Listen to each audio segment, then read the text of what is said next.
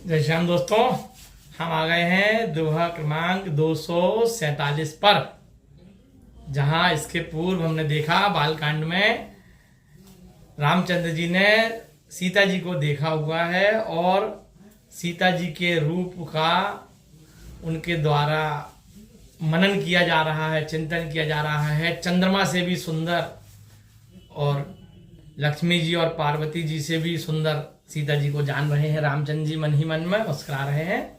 अब आगे, यही विधि उपजय लक्ष्य जब सुंदरता सुखमूल, तदपि सकोच समेत कभी कहीं सीय समतुल। सियापति रामचंद्र की जय, पवन सुत हनुमान की जय।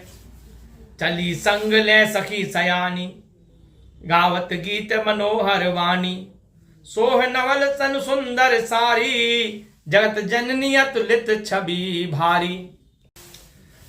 भूषण सकल स्वदेश सुहाए, अंग अंग रच सखिन बनाए। रंग भूमि जब सिय पगुधारी, देखी रूप मोहे नर नारी। हरसी सुरन दुंदुबी ही बजाई, बरसी प्रसून अपुछरा गाई।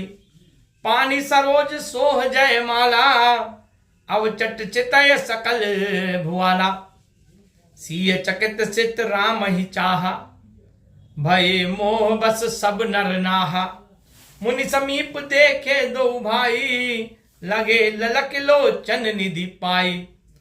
तुलसीदास जी कहते हैं कि रामचंद्र जी मन में विचार करते हैं कि जब सुंदरता और सुख दोनों प्रदान करने वाली लक्ष्मी जी उत्पन्न हो, जिसमें कि लक्ष्मी जी समुद्र मंथन से प्रकट हुई थी, जिसमें कि मंदराचल पर्वत था जो कछुए की पीठ पर था और शेषनाग की रस्सी बना के देवताओं और दानवों के द्वारा उसको मथा गया था। तब समुद्र से लक्ष्मी जी प्रकट हुई थी।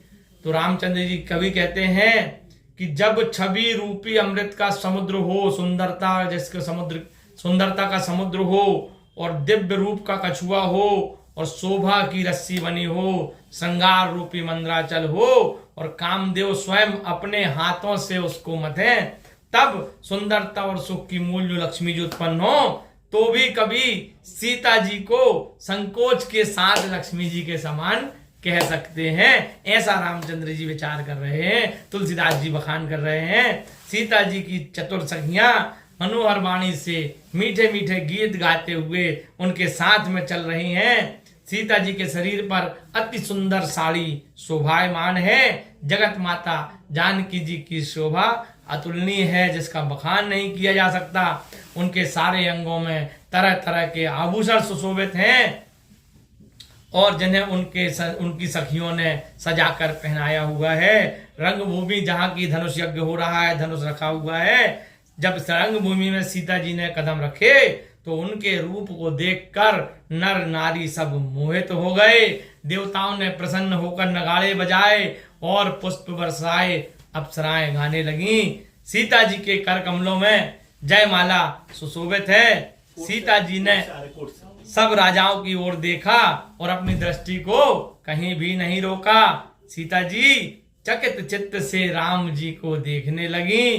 तब सब राजा मोह के वश में हो गए। फिर मुनि विश्वामित्र के पास बैठे दोनों भाइयों ने को देखा तो दोनों नेत्र मानो अपनी कोई वस्तु पाकर वहीं स्थिर हो गए हों। एक टक वो राम जी को देखने लगी। बोलिए राजा रामचंद्र सरकार की जय।